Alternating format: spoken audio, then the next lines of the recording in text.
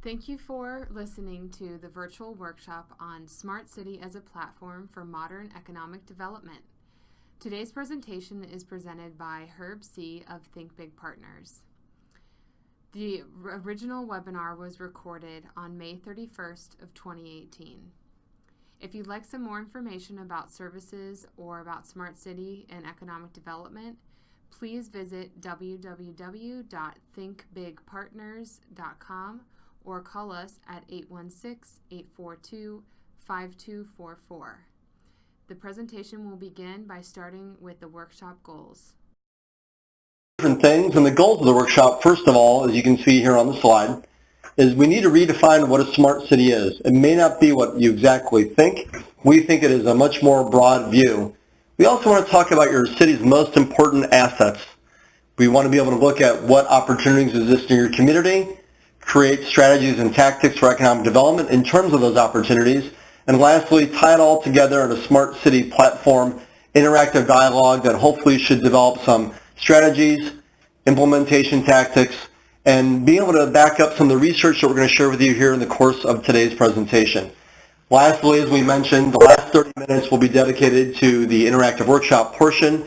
So if you would like to join that portion, please, again, as Sarah mentioned, type in chat, or we'll also open up the mic at the very end. So please feel free to do both. And those questions that are typed in, we will not reveal the person typing it in, but we will certainly read it, share it, react to it, and we want to make sure that we are able to facilitate a dialogue. And if you were to choose to do so, you always have the audio preference as well.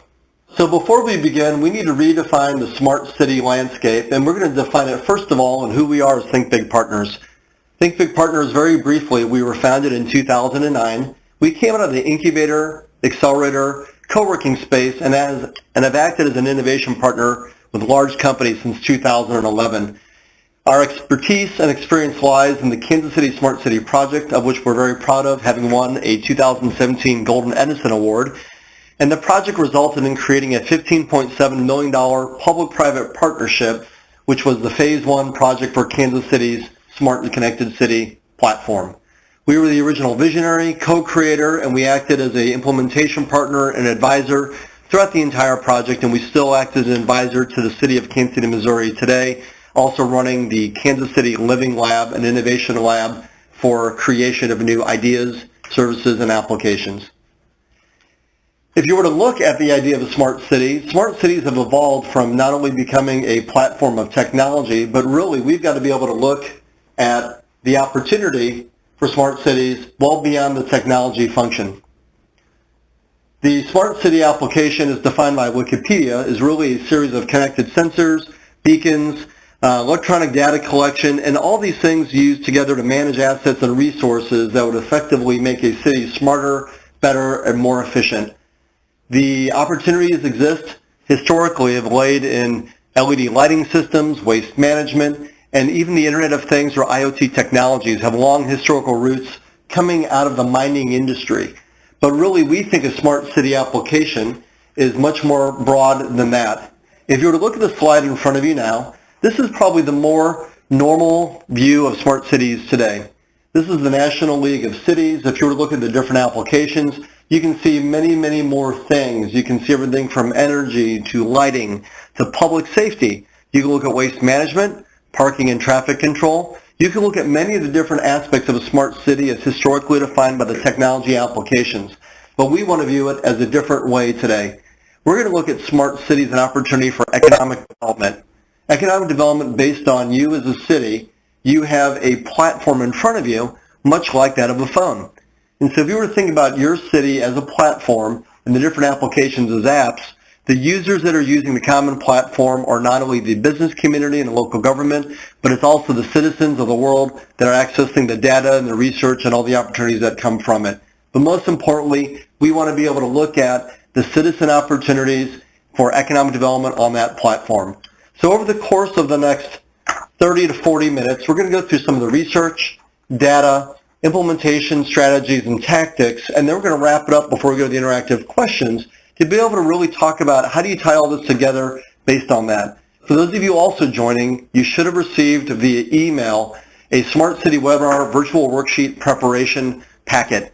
That packet has questions in it that we will reference towards the very end, but really hopefully you've been able to identify some of the raw ingredients that will go into today's discussion, specifically ingredients like the challenges, the projects, the opportunities, and the partnerships that can be created with local employers, colleges, universities, community partners, and the opportunities to be able to make a difference. Again, we'll reference that worksheet a little bit later. As we look at today's economic development paradigm, you have to really look at the core stakeholders. Much like the platform as described by the phone, if you were to look at the users of all the different apps, being the citizens, every time we can make a better app and get more citizens using those apps, the city benefits economically. If we can create a more vibrant, frictionless, equitable community that allows a high quality of life, that allows citizens to move about freely in a community, this is the lifeblood of a GDP for a city, or the ability to be able to create revenue, tax base, and opportunities for all. So if you look at the upper block, the one thing that we're going to first focus on today is that it's all about the people. The people who use those apps, the citizens of every city, are the most important component that we've got to focus on. But really, it's a virtuous circle. The people are looking for certain things. In addition to a high quality life, every citizen is looking for an opportunity to succeed, and many of those citizens need jobs. If you now look for jobs, you need high-quality employers. What do high-quality employers need? They need skilled workforce, often in terms of the citizens. Without that skilled workforce, they're unable to be able to provide high-quality opportunities, above-average wages, or really be sustainable in a world economy today, and is certainly playing a valuable role in a community.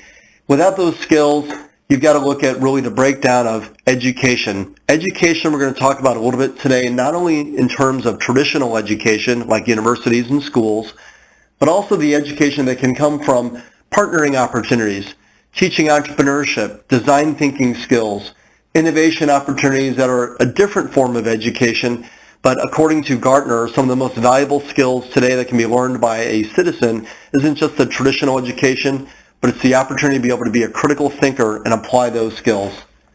If you look at the relationship between the city and the people, you've got to really be able to back up a little bit before we start looking further than what do people need in terms of jobs. If you look at the city as an essential service provider, you've got to be able to look at Maslow's hierarchy of needs.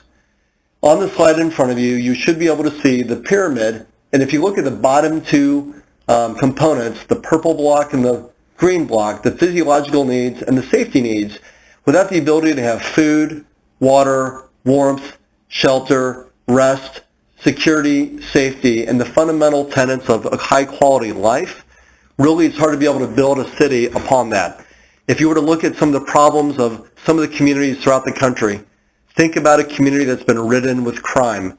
It's in the headlines. There's a high murder rate. Maybe it's a public safety incident. Maybe it's not access to high quality water systems, that you have now bad water supply. But those cities are struggling to provide the most basic needs for human beings, and without that you really can't build on it further. So if you look now beyond those basic needs, people need the opportunities to succeed. For the city, the most valuable assets that they have are the people. But the people really rely on a number of things to be successful. The city has the opportunity to be able to make people part of a community. That community can have a very cohesive feel. We're talking about the ability to have a cultural identity, building a knowledge cluster, and really having the ability to work together as a community, but also preserving the individual rights, freedoms, and needs for every citizen, regardless of the geographic boundaries, the socioeconomic barriers, or really other limitations that have been placed on citizens historically. The community has to have a cohesive feel, and it's got to be safe, vibrant, and healthy.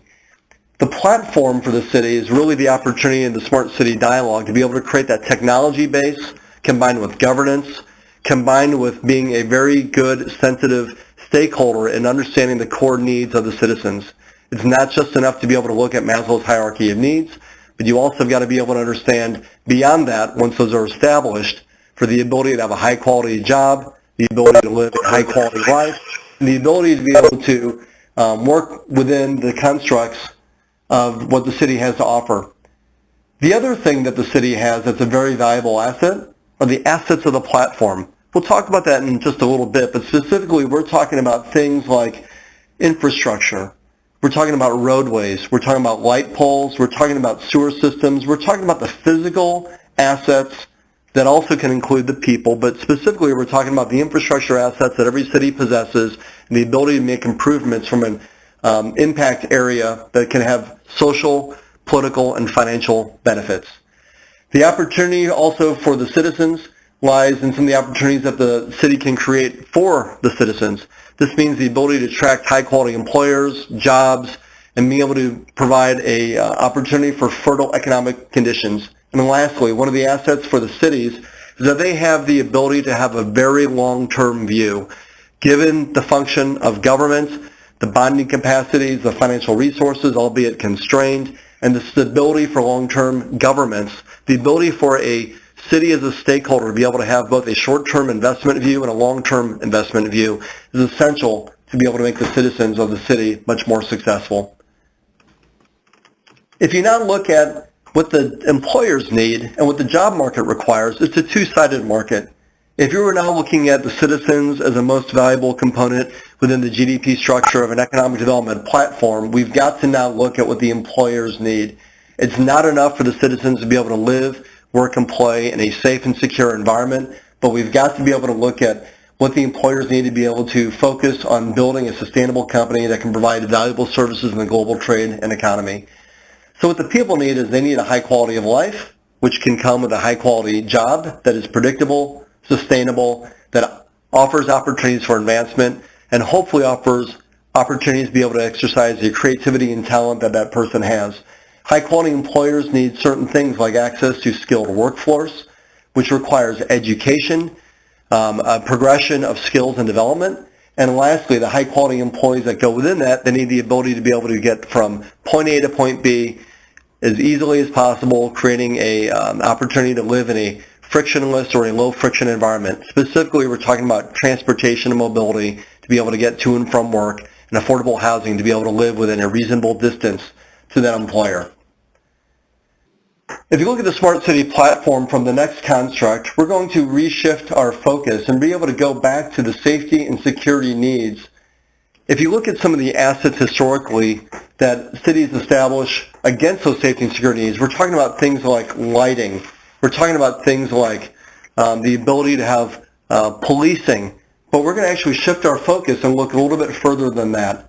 If you look at the diagram in front of you, you should be able to see a typical diagram of some of the different smart city technologies that exist in a smart city application. What we've done is we've circled in red corresponding from the technologies to some of the core Maslow's hierarchy of needs as depicted in the prior slide. Again, think about food, shelter, clothing, safety, and security. These are the basic tenets that every city has got to be able to create a sustainable economic development platform. Otherwise, cities, as they compete against other cities, citizens will look elsewhere or they'll leave their community. But if you look beyond this, now look at what the business community needs in green. The business community needs a little bit different things in addition to Maslow's hierarchy of needs. They need the ability, if you look on the slide, for the ability for citizens to be able to park close if they're taking transportation, like a car. They need the education and skills to be able to work in the jobs. They need buildings that are efficient, not only in terms of saving the employer's money, but also healthy buildings that will not make them sick. And then they need things like traffic management to be able to get them to and from work, no matter what the mode of transportation is, so they can spend as much time either working or outside of work and less time commuting to and from. If you now add the next layer, which we've done so in purple, we're now looking at the supporting technologies. The ability to be able to add open data policies into your smart city platform to be able to enable the economic drivers of business into a smart city application is essential. We've also circled here the electric vehicle charging, and while that's a complementary technology to be able to support advanced vehicles like electronic vehicles, we feel like it's a trend for cities to embrace, as if you look at the workforce development and the mentality of those that are going to be working into the future, electronic vehicles play an increasing role while providing additional benefits for the community. Okay. We're now going to shift our focus away from the technology and look at the actual needs of the people. What we're finding across the country are two growing phenomena. The first thing is that the local business community needs help for recruiting high-quality people. And if you look at the headline on the left, Wisconsin launches campaign to steal Chicago talent. We're not picking on any city. That headline could exist really in any newspaper today. You can see it almost every other day of the week. Some days it's every day of the week. But the opportunity for cities to compete for talent means you've got to be able to attract, retain, and develop people, or you've got to be able to help grow your own people into the resources that the local employers need, or those employers that are coming from out of the community. But here's another interesting note. 52% of all the Fortune 500 companies have been merged, acquired, or have gone bankrupt since 2000. What that suggests is that the cities also have a fiduciary duty, or perhaps it's more of an opportunity, to be able to act as a partner with the business community as the business community is looking to reinvent their core businesses. Internet of Things technology is transforming businesses radically. It's delivering impact to the bottom line through process efficiency, reduction of error rates, modernization of infrastructure, enabling more productive employee work environments, and so much more. But the reality is that these cities have employers in every community, and on your worksheet you may have identified a few of those that are going to be obsolete unless they were to reinvent themselves and change to be able to keep up with the opportunity. On this next slide, this is an extract from the Bureau of Labor Statistics. Hopefully, in your worksheet, you do not have industries that are represented by this first, second, and third slide. What this does is this is identified employment opportunities or jobs in a career outlook that are declining and declining fast. On this particular slide, if you were to look at some of the core industries on this, if your community has jobs that are largely dependent upon employers in these sectors or jobs that are highlighted on this sheet, then you can anticipate a decline in your economic revenue. The goal is to be able to reinvent those communities with those employers, to be able to provide new opportunities for those jobs, or to be able to reskill that labor force into a much more advanced, modernized labor force. The next slide is also going to show some different jobs. These are a little bit less in decline, albeit they're still declining, and still, if you were to look at it, you may recognize some of the skills, some of the jobs, or perhaps even some of the industry sectors as represented by the sheet. And then lastly, according to BLS, here's another sheet. This is a flat or low growth model, and the reality is that cities today, unless you are growing modernized jobs and competitive wages inside of a global economy, if you're not growing, you're actually shrinking. So while the service sector industry is being well represented and jobs are becoming more and more knowledge-based, if you have community jobs that are represented on the sheet, you need to look at reinvention and potentially partnering with the opportunities in your community.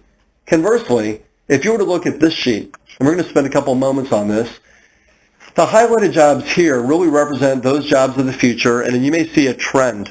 If you were to look at the concept of Internet of Things technology and the role that the city can play, if you can actually help enable applications on your platform that not only can benefit your community, but also can start creating a digital mindset in your community, not only can you benefit from a civic technology and civic innovation front, but the community of employers will start breeding a digital mindset for the employees that they're most seeking. On this sheet, you look at software developers, you look at mathematicians, you look at analysts, you look at the labor force of the future that is largely going to be looking at the data and the infrastructure and the technology that can support the labor force of the future. And if you look at this next sheet, we've also highlighted not only more of those jobs, but we've also highlighted some of the additional supporting functions like the analysts and the researchers. The Internet of Things is producing a large amount of data, and the ability to be able to make decisions both at the civic community and the government side and also in the business community based on actual data is more important than ever before. The ability for a city to be able to start breeding a fertile environment of innovation based on smart city applications that also can then start training a mindset of design thinking for those employers is a unique opportunity that the city has, as the city has got one of the most valuable assets being a large pool of people, a large geographic boundary, and a lot of different core functions that are essential to city services and high quality of life.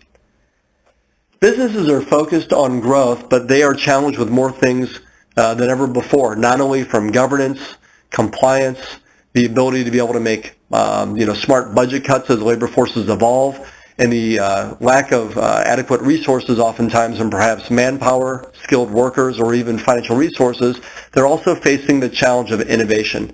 Innovation is redefining their core industry to be able to adapt to the changing economy and also be able to find the skilled workers that can support that.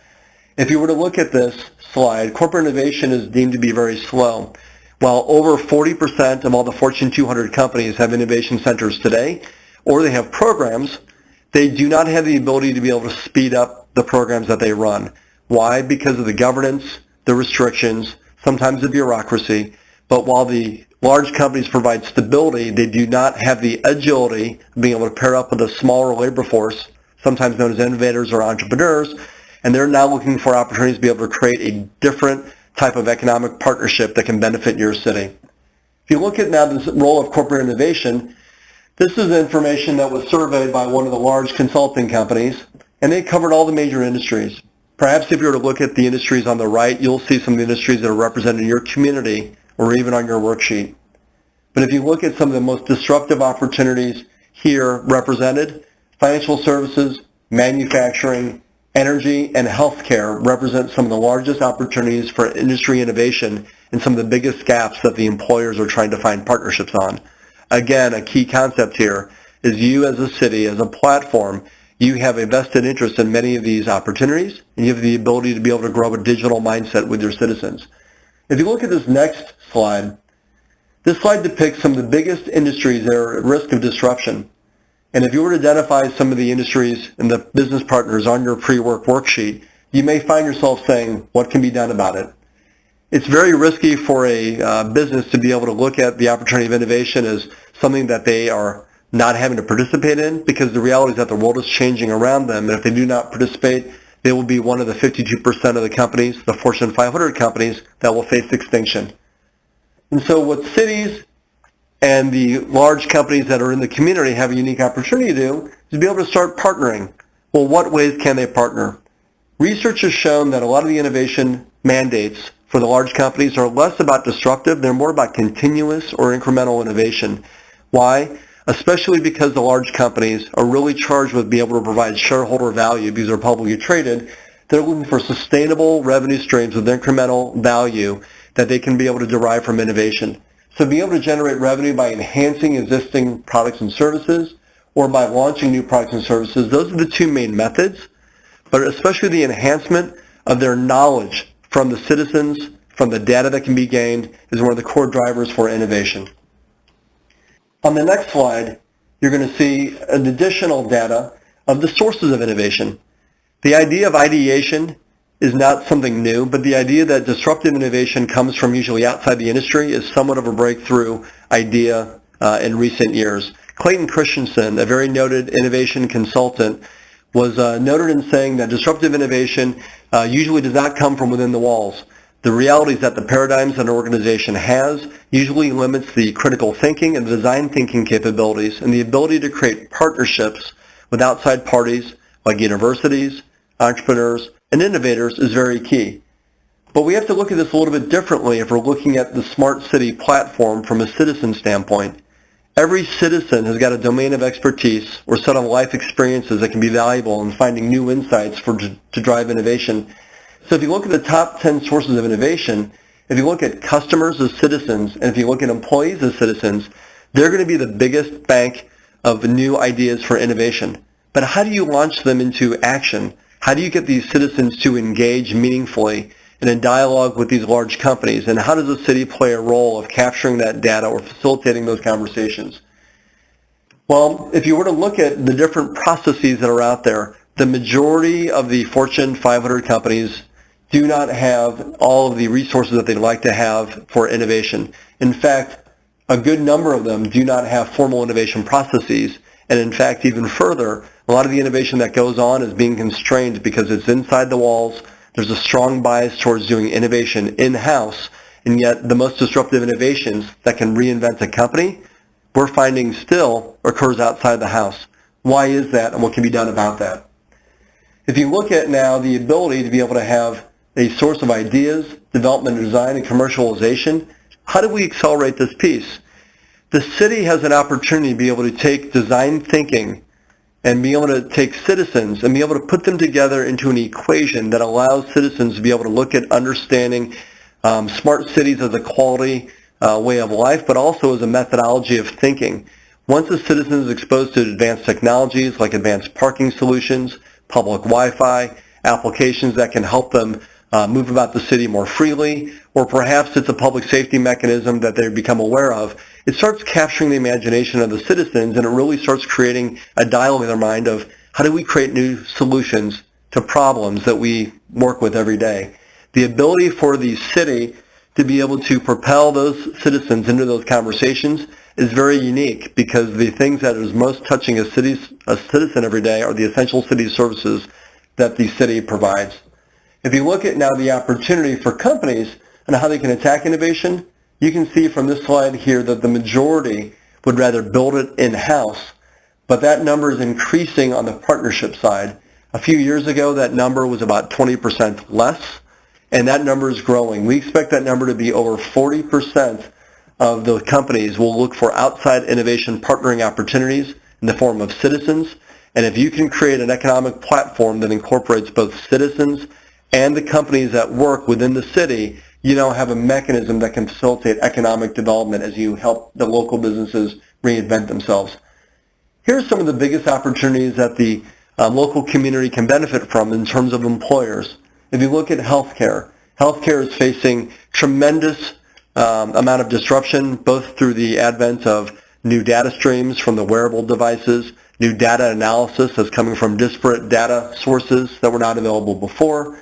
You can look at telemedicine, you can look at connectivity, and you can even look at the ability to have care at the most individual level all the way up to the enterprise level. Healthcare also represents a significant stakeholder interest from a citizen standpoint in public health, and from a city standpoint, public health is the key for economic development and productivity as well. Other areas for opportunities within the city is smart manufacturing. The majority of the manufacturing companies today are going to benefit from supply chain optimization, increased visibility into the delivery systems, and workflow processes that can be informed by workflow sensors, enhanced knowledge by citizens and how they use their talent, and through other different methodologies that can increase the output. You also see energy.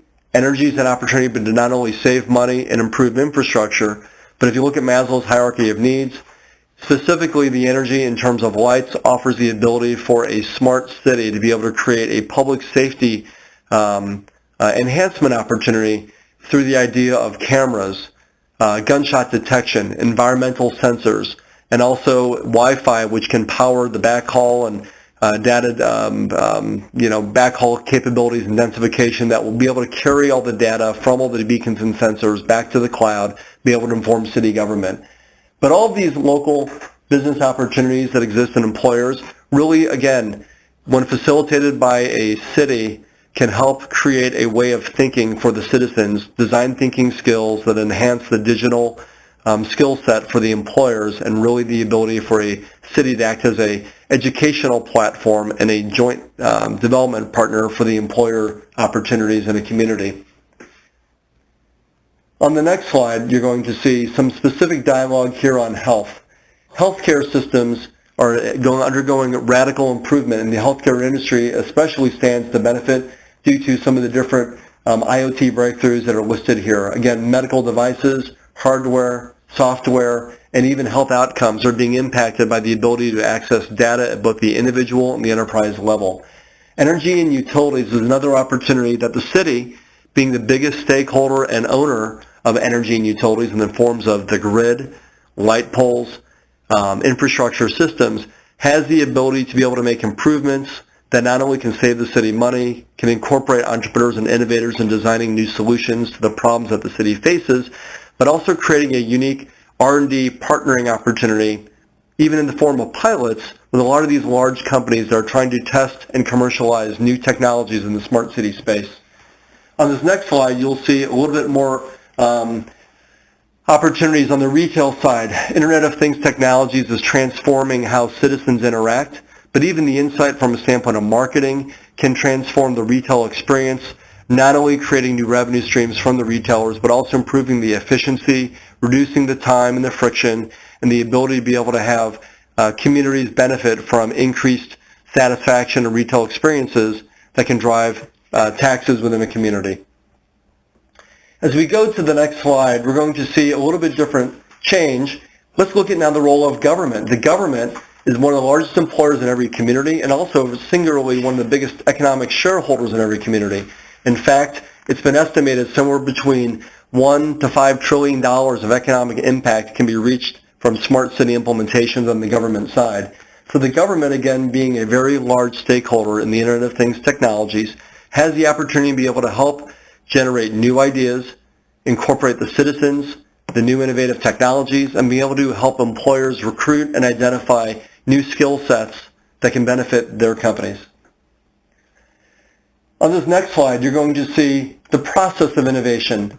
Large companies have been facing a lot of barriers to incorporating innovation, not just from the standpoint of people, not just from the standpoint of being quarter by quarter driven because of public company, but because it's hard.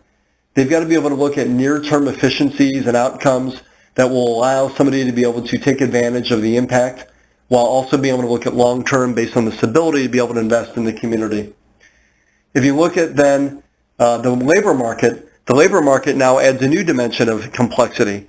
People are in very, very high demand. How do cities recruit people? How do they retain people? If you were to look at, again, the new model of what is going to be the labor force of the future, you've got to first understand who is going to be in the workforce to begin with. This chart in front of you shows a declining labor force and a labor supply that's going to get more and more competitive over the next 5 to 10 years. In fact, if you were to look at over the next 10 years, you'll see that the number of people in the labor force will almost get cut in half, which means that cities are going to be in a war on talent even more so than they are today. So the cities have got to be able to attract the talent or the people by providing a high-quality city or a platform to be able to be attractive for employers to be able to grow, to be able to build businesses, or to be able to even to move to another community if they're not on a good platform. The new jobs paradigm is a little bit different way to look at things. If you look at the arrow on the left in green, again, revisiting Maslow's hierarchy of needs, unless some of the talent, especially the younger talent, that 25 to 64-year-old age group, unless they have the ability to have a high-quality life, live, work, and play close to their job, have multimodal transportation, oftentimes newly graduating college graduates will be selecting other communities that have better options available. But if you now look at the blue arrow on the next slide, there's a different paradigm that's emerging. What they're also finding is that employees are finding that they realize that their next opportunity is going to be probably using digital skills, and they also recognize that they've got to be able to continue to grow their credentials and their expertise. And for those communities that do not have high-quality employers with challenging jobs that are also digitally oriented, to be able to attract and retain those newly minted college graduates is going to become harder because the realization is that the employee is going to go where not only the job is, but they're probably likely going to be working for multiple employers in a community, and if they don't have multiple employers that can offer that high-quality job to help challenge and develop that skill set, then they're going to select another community that has a bigger breadth of employment options. If you look at this next slide, this is the workforce impact on the industrial Internet of Things. We're using the industrial Internet of Things as a proxy to be able to understand the smart city applications. And if you were to look at this, the number of people that are going to be focusing on the ability to grow their skills and talent in this industrial Internet of Things is growing. And especially if you look at the one on the far left, there's new modes of education and training that this group is seeking. We talked earlier about looking at traditional education and non-traditional education together. Traditional education, being able to look at university partnerships, being able to look at academic programs, being able to look at credentialing from non-traditional educational programs. Those are all in the training and education category. But citizens are also looking for training and education in the non-traditional category, being able to be exposed to innovative concepts, being able to work for innovative companies with innovation programs, being able to participate as a citizen in innovation pilots or developing skills that can lend expertise to problems that may be developing a solution in partnership with a large company is also what a lot of these citizens are looking for in the new economy. And if you look at this next slide, the percentage of organizations that recognize that there's a shortfall of digital talent is growing. And the percentage of organizations that acknowledge the impact of digital talent gap, it's very profound. The reality is that for a city to be able to help understand the opportunity at hand, you've got to be able to identify the talent, you've got to be able to cultivate the digital skills, and you've got to be able to attract the employers because it's a two-sided market. Without the employers, there's not going to be demand for the skills, and without the skills, there won't be the opportunity to be able to fulfill the employer needs. It's a virtuous circle as depicted earlier in the slide, and this is some of the dynamic that the cities are facing.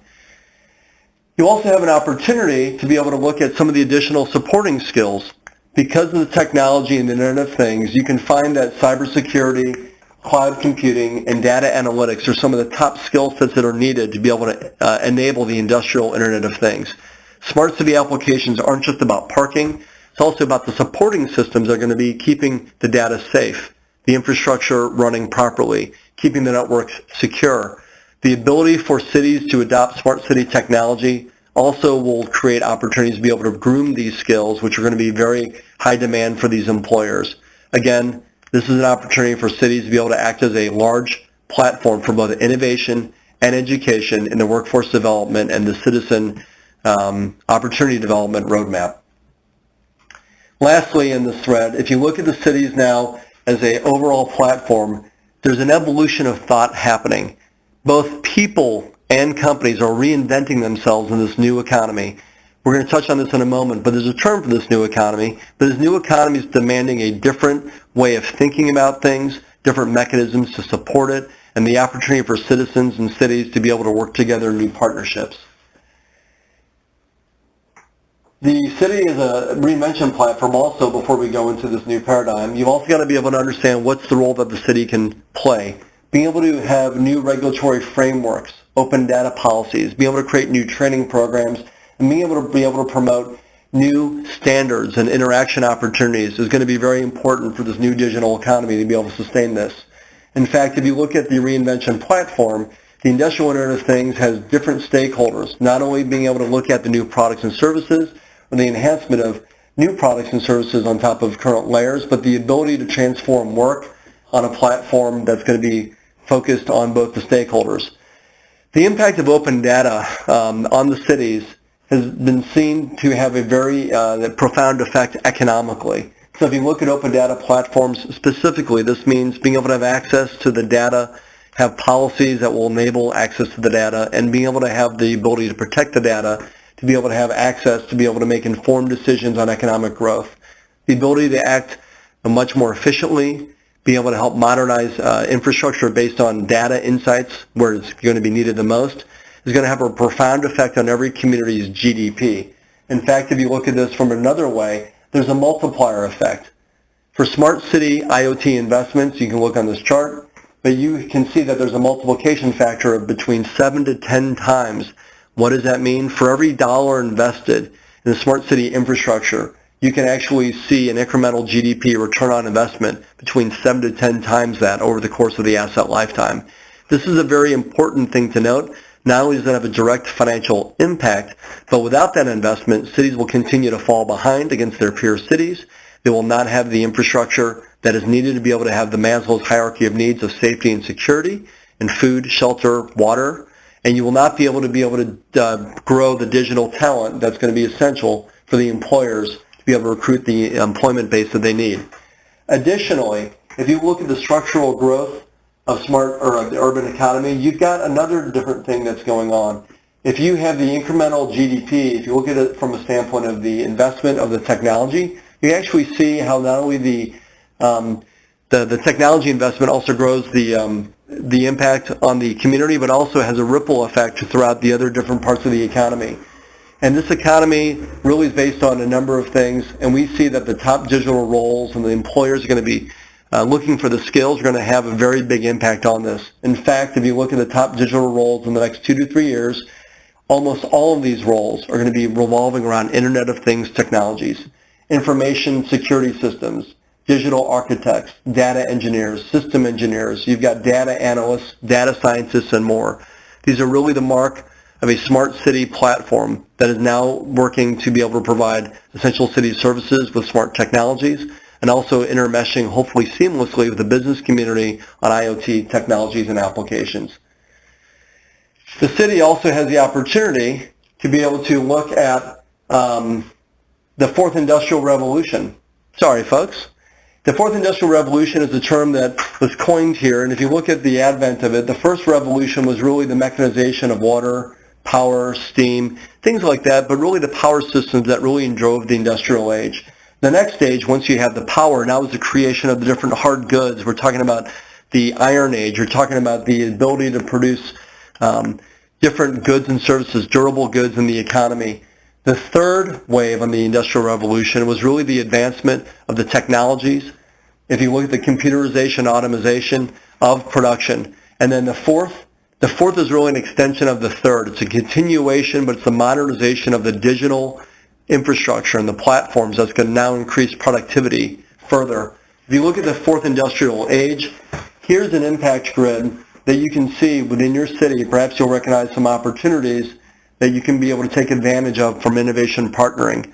From your worksheet, you should be able to identify some of the large employers, perhaps some of the large projects, and if you were to look at it from a standpoint of impact on the left-hand side, you may find an overlay of where you can match up innovation partnering opportunities. Again, remember that large companies are trying to grow new technologies, make advancements in innovation faster, and you can facilitate that as a smart city platform operator.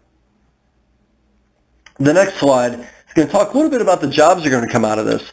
If you were going to start making investments, you have to understand the ripple effect, as we talked about earlier.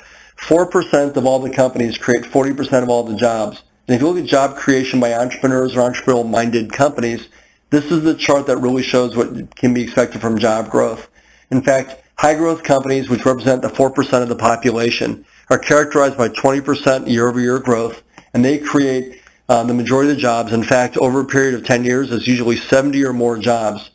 The medium to low-growth companies are very important too, but collectively, 9% of the high to moderate growth entrepreneurs or entrepreneur growth-minded companies create nearly 60% of the jobs, and those are going to be enabled by technology. Technology jobs, for every one technology job, you typically have a ripple effect of 6 other jobs in the service sector. Those 6 other jobs are in the low-growth companies, or the 91% of all the other employers, and those typically are the service jobs that make a city vibrant to be able to live, work, and play. Think about restaurants, think about specialty retailers, but think about the infill into a local downtown community, the retailers that help create the pulse of the city and make the city more livable. Again, as a smart city platform operator, cities have the opportunity to be able to invest not only in the technologies, but also curate the different technologies like the safety and the security and the transportation and mobility, to be able to create that vibrant community that attracts and retains not only employees, but the employers, and be able to create a densification that can lead to increased revenue received from payroll taxes, from increased quality of life through retail taxes on spending, and the ability to retain those earnings here within the city boundaries.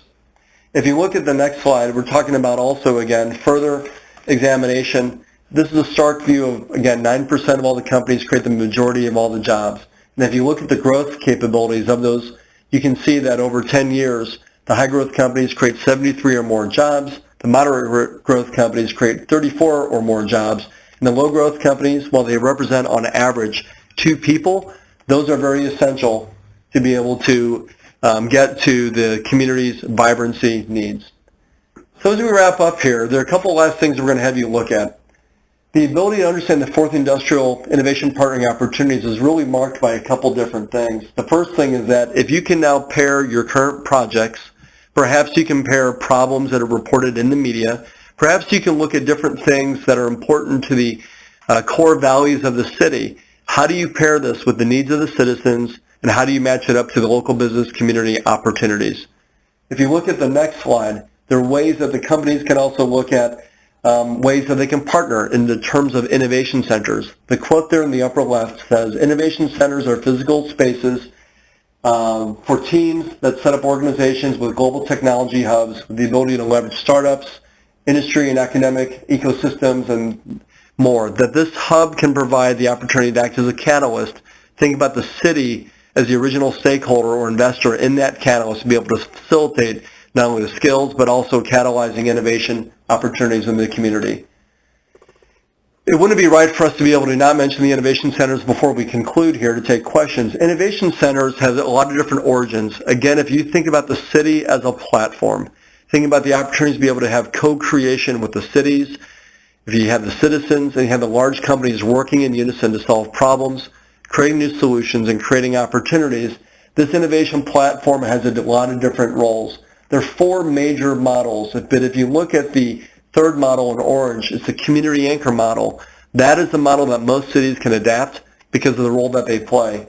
In fact, if you were to look at a lot of the different areas that these innovation centers are taking shape, you'll notice that the electronics and IT industries are taking the lead with emerging technologies like artificial intelligence. If you look at artificial intelligence or some of the other different opportunities, these go hand in hand with the smart city applications that are emerging, and the ability for the city to act as a pilot partner for some of these emerging technologies also is very attractive to the business community because these are some of the areas that they're seeking economic growth and corporate innovation as well.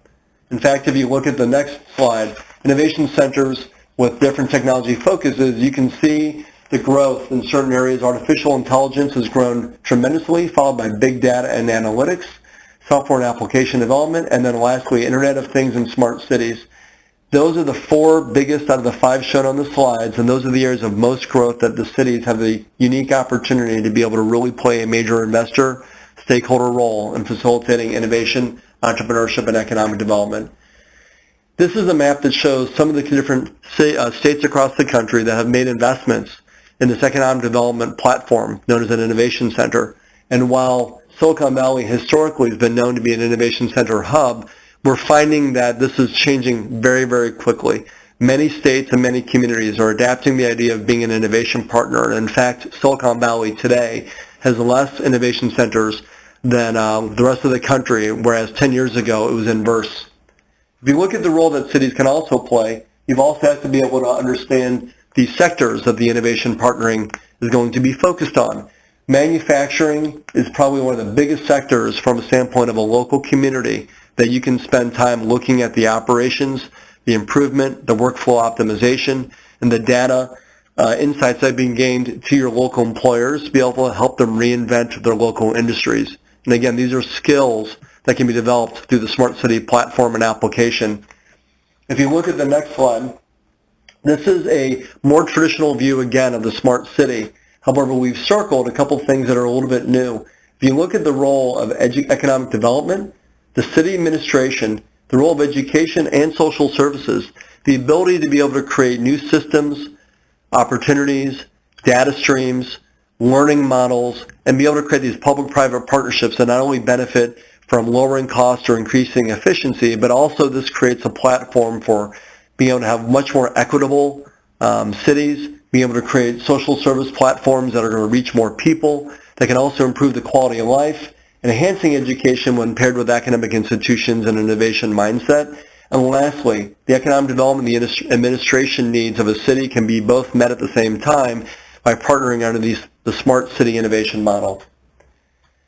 As we wrap up, here's an opportunity to be able to look at the recommendations from the different stakeholder groups. You've got different public policymakers being represented here by the cities. You've got technology providers that are often going to be the local communities or the Fortune 100 companies in the technology space. You've got technology adopters. These are oftentimes going to be the local companies that can actually benefit into the local economy by improving their operations and also learning. And then from a city perspective, the war on talent is going to be a long, long, long battle, but the ability to attract digital talent through these different systems, programs, plans, and models is going to be very key. To be able to synthesize innovation centers with citizens, to be able to put them against academic universities, and be able to match them against problems and other things that are high value to a city is really a smart city economic development platform opportunity. As we conclude with a slide here looking at what we call the Living Lab as a civic technology innovation platform, This again is a traditional view. We'd invite you to look at this and understand that this platform is constantly emerging, but what is not changing are the citizens' needs of safety, security, high quality life. The employers' needs aren't changing. They need a skilled workforce. They need the ability to attract and retain high quality people to fill the jobs with the digital skills that are going to be required for them to make the innovation leap using Internet of Things and other smart technologies to be able to advance their workforce. The ability for the city to blend together all of these opportunities exists, and also the ability to create maybe an innovation lab or mindset is a very powerful opportunity for the cities. As we conclude, this is a view again of some of the most important roles going into the workforce of the future.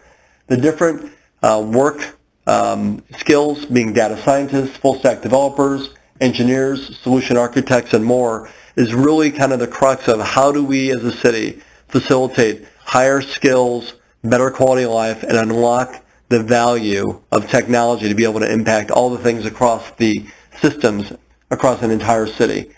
And then lastly, the takeaways before our questions. Here's some things that we'd encourage you to think about. Smart city economic development platforms need to be people-focused. You've got to be a member that people are the driver of the economic benefits of the city. GDP is realized from increasing the productivity, and productivity is usually going to be the result of both people and automation, but working together to be able to create additional output. That additional output from the business community, or being able to improve the quality of life, especially minimizing time in transit to and from jobs, enables the citizen to play an increasing role to be able to spend more time, higher quality of life, live a healthier, happier lifestyle, and be a more productive worker for the local companies. There's also inequality within cities. The ability for cities to be able to recognize the unique opportunity that they can level the playing field for social inequity by providing some of the technology systems to be able to do things like improving safety, security, shortening time within a commute, being able to have affordable housing close to the employers, and be able to have an ongoing traditional and non-traditional educational path to be able to create the digital skills and the design thinking entrepreneurial mindset that these communities and these companies want.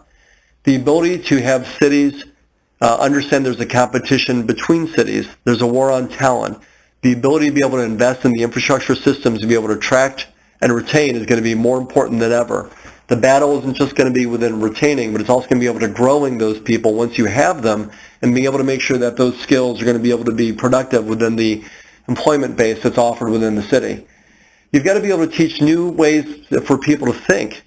Design thinking skills benefits the citizens because they now have an ability to be able to have an orientation whether they become entrepreneurs, freelance workers, or even understand how to communicate the problems that they live with to the city officials or the companies that are seeking insights.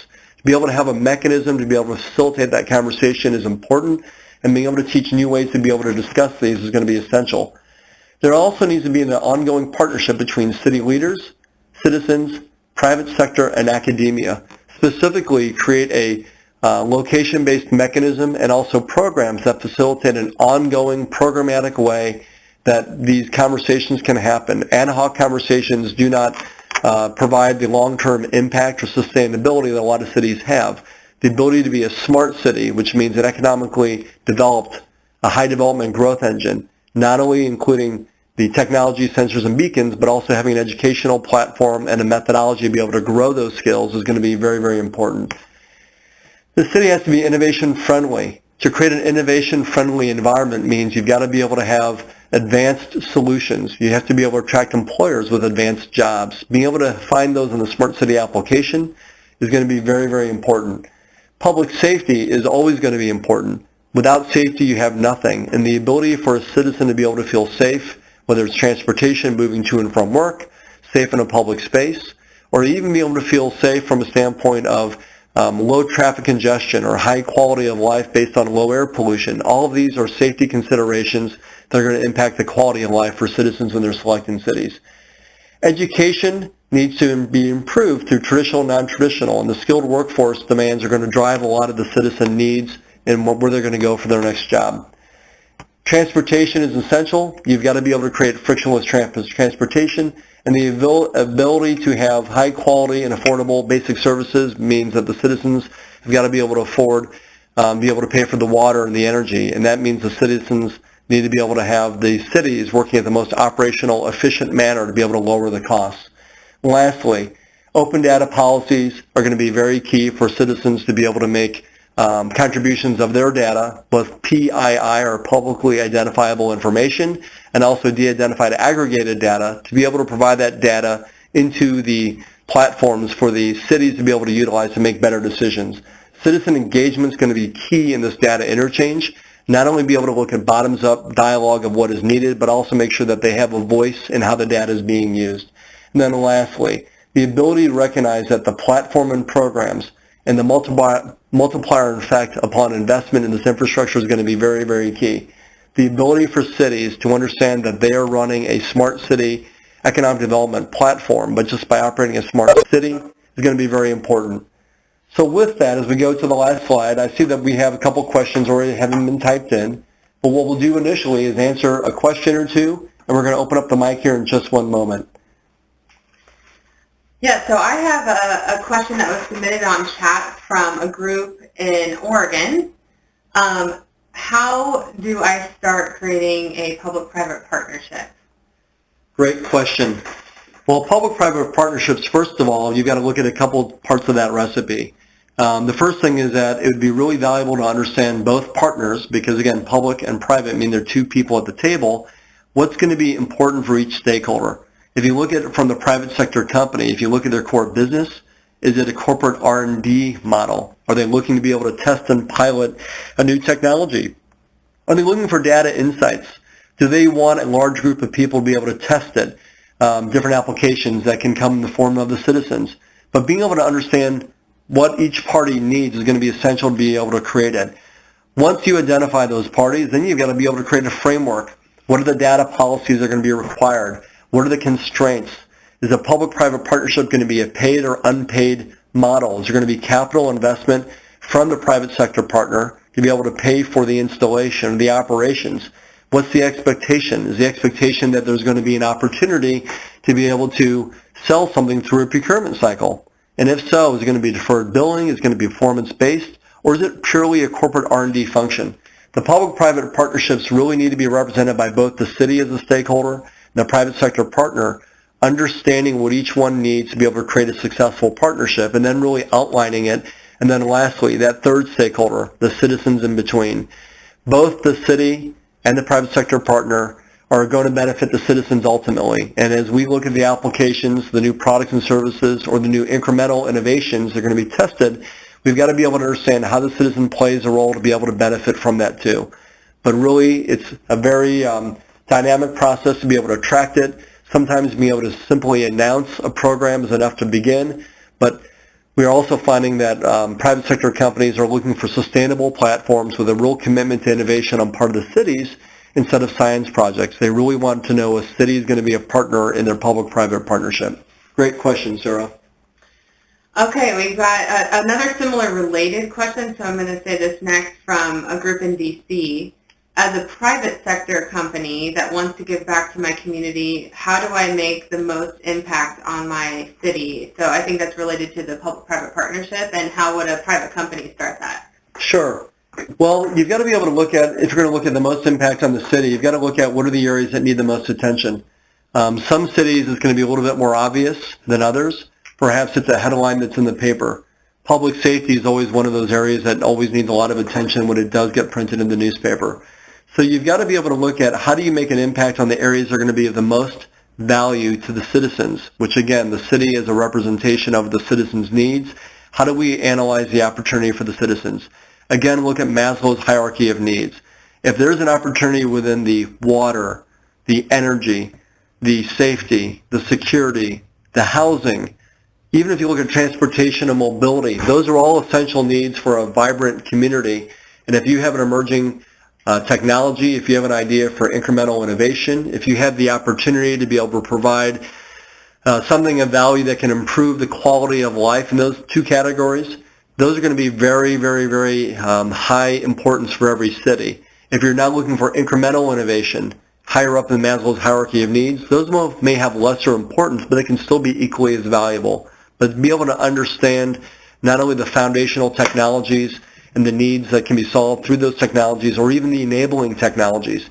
We talked about cybersecurity, big data analytics, network architecture. Those are also core technologies that are going to be very essential to be able to extract the core value out of the other foundational technologies.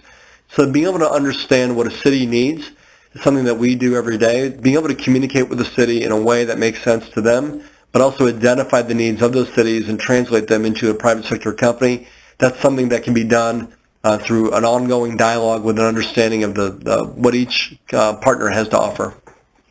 Sarah, did that answer that question, do you think? Yeah, I think that covered that. We'll see what they say. Okay. I've got another question from a group in North Carolina. I think it's they're trying to get into the tactics. So innovation centers, you mentioned, are an important part of the economic development. How can I create an innovation center in my community? What stakeholders are needed for success? Well, innovation centers are, they've gone through a lot of evolution. People may have heard of them as incubators. People may confuse them for accelerators. But the innovation center concept really is marked by the opportunity to be able to combine insights, technology, commercialization, acceleration, and being able to create an ongoing dialogue between the stakeholders that would benefit from it and the stakeholders that are providing it. To be able to start an innovation center in the community really can be looking back to the historical partners in the incubators or even the accelerators. Today, even co-working spaces are playing a bigger and bigger role. One of the opportunities that the incubators, accelerators, and co-working spaces have is that they're already now surrounded by entrepreneurs, and those entrepreneurs are problem solvers in a large-scale community, and the ability to crowdsource new innovation insights, ideation, and being able to look at the agility that these entrepreneurs possess to be able to commercialize these new ideas very quickly in partnership with a large, more stable, well-funded, large company is a really unique opportunity.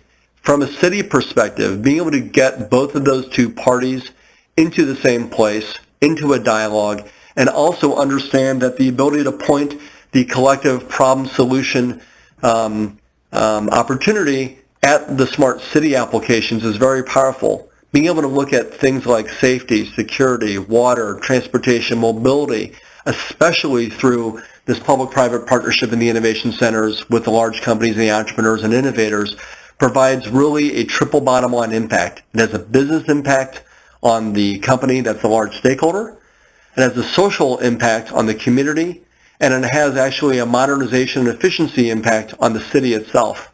The business impact for the large companies and the entrepreneurs is not to be overlooked, because also those relationships can also create a corporate R&D function to where oftentimes those small companies are looking for their first customer, their entrepreneurs looking for funding, and they're really looking for opportunities to be able to solve a problem.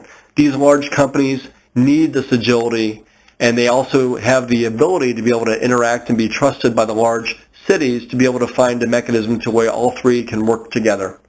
So the ability to start that innovation center really lies in who are your current stakeholders, what are the industry partners available, and what are the core needs of each stakeholder and what exists for opportunities to solve. I would also be remiss in saying that we at Think Big Partners have an innovation partnering program and a lab model that is emerging, and if you want information on that Think Big Labs network model, the ability to pair large companies, entrepreneurs at scale across the country to be able to solve communities' problems, creating new solutions, and then pairing those learnings not only in the local community, but networking those to other communities across the country, learning from your peer groups, is something that we've been working on now for a number of years, and we have recently launched. So thanks for that question. Okay, yeah, we have two questions and a couple more still coming in, but one from a group in Missouri. The capabilities and vision points back to a high demand regarding data. Can you make a comment on some of the challenges in handling volume, variety, and ability to process such a data demand?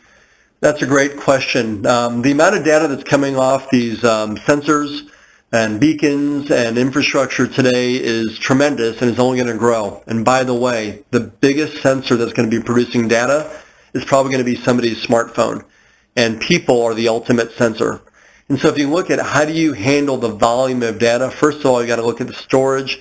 You look at the ability to be able to store it in the cloud or hybrid clouds is going to be very important. So the concept of how do you transmit that data to the cloud to be able to store it, normalize it, protect it is going to be very key. There's also another concept called edge computing, which edge processing means that as many of the decisions that can be made at the sensor level without having to transmit it to the cloud is also going to be very important, because that improves the processing times, reduces the amount of data that needs to be transmitted, and the ability to connect these devices through what we call the fog, which is like a cloud layer on the ground, is also going to be very important. But the volume of data is going to be tremendous and growing, and we've got to look at the ways to be able to make as many decisions both in the cloud and edge processing in the fog as possible. The variety of data streams is also going to be a challenge. The ability to ingest these large pools of data, normalizing data, being able to trust the integrity of the data, even being able to trust the source of the data.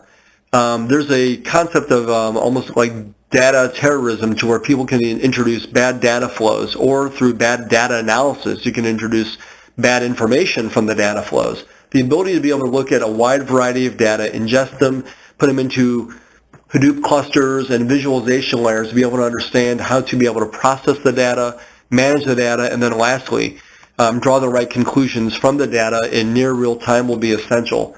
So the ability to be able to look at data visualization platforms, be able to look at tools that provide APIs, SDKs, and be able to build new systems based on regression analysis of those data streams is going to be very, very important. Be able to look at the vendors that have a tremendous amount of experience and insight, not only in the IoT or smart city space, but perhaps also in a specific industry cluster. Being able to combine that domain expertise within that cluster and also that overlay of IoT smart city application experience in the data space will be very, very important. But you've got to be able to look at both the large legacy tech companies and the emerging entrepreneurs and new innovator companies that are be able to create these new systems. Great question.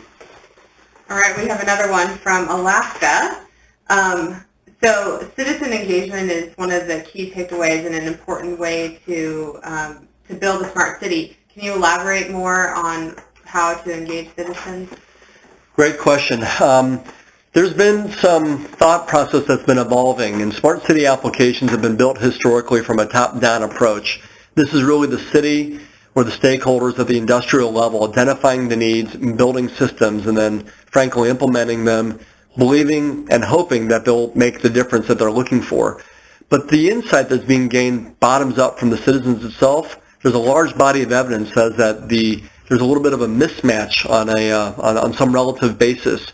The systems being built top-down don't always meet all of the needs. In fact, if you look at design thinking would suggest that if we only built solutions to the known problems, as Henry Ford would say, if we would have asked their customer what they needed, they would have had a faster horse. We've got to be able to understand the needs of the citizens. We've got to be able to understand the use cases, the conditions, the customer voice, the consumer journey, and understanding all the different ways that they're going to interact with the technology in their individual lives. Being able to host workshops, being able to look at ways to engage these citizens in meaningful dialogues is going to be very, very key. Another thing that Think Big Partners does is we host citizen engagement workshops, which allows a design thinking exercise to be able to be drawn from a discussion of the needs, the problems, the challenges that citizens face daily in their lives, and then being able to translate that into solutions, methodologies, workflow processes, and then ultimately from a city as a stakeholder, how does the city invest in the right architecture, processes, technologies, or systems to be able to translate the problem of the citizens and the use cases into a solution that will enable a high quality of life. So citizen engagement, whether it's forums online, workshops that can be done in person, if you look at analysis that can be done from feasibility studies or research reports, but being able to have first-party direct interaction with these citizens is essential to be able to gather that insight for the citizens' benefit for the cities to be able to build and invest in the technologies for tomorrow. That's all the questions, but I actually have one, Herb, and I think it's important to focus on this. When we're talking about economic development and smart cities together, there's multiple parties involved. So whether it's the city, it's an economic development corporation, it's the private sector. Can you talk a little bit on how cities can work collaboratively to create smart city initiatives, especially in the beginning? How do we start those conversations? What kind of groups or stakeholders might want to, put their neck out of it and start this conversation? Great question, Sarah. Well, if you look at the recipe for collaboration, look at all the different stakeholders with different needs. Again, if you we'll start with academia. Academia has a need to be able to train new workforce of the future and also draw insight from what's going to be needed for the future to be able to change their programming. So academic partners are probably one of the first sources of areas, not necessarily the primary source, but one of the first areas that you can look. Who's going to be interested in the education and research aspects of a smart city platform if you were to build it? Next, you've got the local employers. They're trying to find the talent. They're also trying to find their next breakthrough technology insight perhaps to acquire. So the ability to be able to look at the needs of that local employer, to be able to look at incremental innovation, to be able to drive more revenue and profitability, be able to attract that new employee, or be able to look for that new company that they can acquire, that's going to be another stakeholder.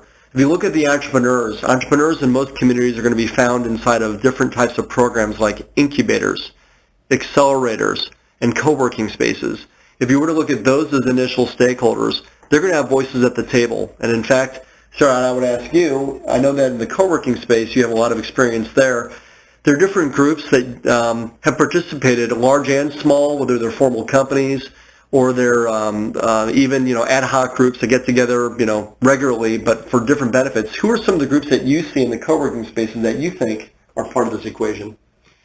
Yeah, I think that co-working spaces do a phenomenal job, and shared spaces as a whole, of creating a cluster of activity, whether it be entrepreneurs that are maybe a little bit more early stage or have 15 to 50 employees. The activity and the events and programs that happen inside of a co-working space, and then they also have a chance to work with like-minded people, working next to others, whether it be a freelancer or a large corporation or even just access to the city. I've seen cities that actually post up an employee inside of a space, whether it be full-time or just on an event basis for kind of office hours. Having access and that activity inside of a co-working space is a great place to engage the entrepreneurs as a stakeholder, as kind of an initiative. And then also using that as a place-making approach for events and programs, meetings, inviting the right groups in the city, and even just hosting it. The simple hosting it inside of a space that has that natural activity is a compliment. Thanks, Sarah. I would agree. A couple last stakeholders to round out the discussion in that recipe. You've got NGOs, you've got things that are like organizations, could be transit agencies, could be workforce development partners. It could be different people that are not necessarily directly stakeholders in the government, but play roles within the governmental community that have a very important impact. You also have got some folks that maybe fall into a hybrid model. Utility companies are very big stakeholders. Oftentimes they're owning different assets within a city. They're playing a very important role in the lives of the smart city citizen, but they also have the ability, because of the infrastructure play that they command, they've got the ability to play a very large stakeholder role in smart city applications and being able to create that innovation mindset and that platform for economic development.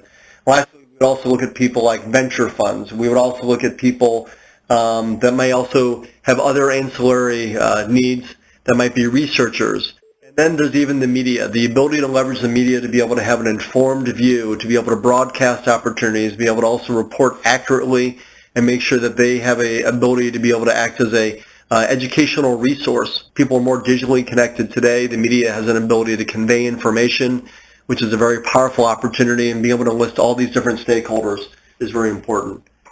Any other questions? I'm going to open up the mic here for just one moment here and just see if there are any more questions. It looks like the majority have been asked online.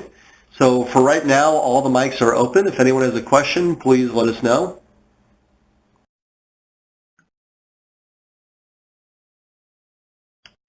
Okay, it looks like we have all the questions that have been asked. So with that, we're going to wrap up here. So first of all, we'd like to thank you very much for attending the webinar. We're going to give you a few last things and hopefully an opportunity that we can actually help you do something that's valuable within your community. The first thing is that we're always looking for new opportunities to be able to feature great people, great communities doing great things. We have a podcast that we've recently started here that's focused on smart cities, but unlike other podcasts, this one is really a little bit more behind the scenes, in the weeds, for the people that are doing the work, and even the challenges. It's not just all the things that are going right, but it also talks about the things that aren't going so right. But it's really the lessons learned, good and bad, from those innovators, entrepreneurs, city leaders, and the community members that are trying to build smart city applications to include economic development functions in their own community. If you're interested in being featured on the podcast, we'd love to interview you. All of our podcast interviewees get a special gift from us as well, besides, of course, fame and fortune. So if you are interested, please email Think Big Partners. On the slide, you'll see info@thinkbigpartners.com. You can email us there, let us know you're interested, or you can even email us questions. The next thing we'd like to offer is that we also have workshops available. Every quarter, we try and give away one workshop to every community as our way of giving back to the community. So if you're in need of a workshop that's focused on economic development, citizen engagement, perhaps it's technology innovation, or maybe you're just looking for ways to be able to build an economic development engine in your community, let us know. We give away one workshop per quarter that's on site. It's delivered over the course of a half day to 2 days, and the ability for us to really be able to create a relationship and make an impact in your community is very real, and we want to be able to give back to you in that regards. We also have Think Big Labs. If you're interested in joining Think Big Labs as a network partner or understanding the economic benefits to your city, please let us know. Think Big Labs is an innovation center concept that we've been piloting, and it can be focused on specific things like transportation mobility, or it can be a broad-based economic development catalyst for your community to where it can help local industries reinvent themselves, creating a place for citizens, the large companies, and the city to be able to act as co-creation partners, engaging each other to be able to help build your city into a smarter, smart city. And then lastly, we will be sending out a checklist as our way of saying thanks from today's program to all the registered attendees. If you have any questions from that checklist, please let us know. But really it's a checklist of a few items of how to be able to take today's information, hopefully implement it, operationalize it, and be able to take the next step in your smart city journey. So with that, we'd like to be able to thank you on behalf of Think Big Partners and our hosts, Sarah Fustini and Herb C. Thank you very, very much for attending today's Smart City virtual workshop. We hope that you found the Smart City as a platform for modern economic development to be valuable, hopefully it's insightful. And lastly, if you have any questions, please feel free to email us, again, at info@thinkbigpartners.com. You can also find us on the web at thinkbigpartners.com. So with that, we'll say goodbye from Kansas City, but we wish everyone on the call today well wishes and continued success in your smart city journey. Thanks so much for joining us today.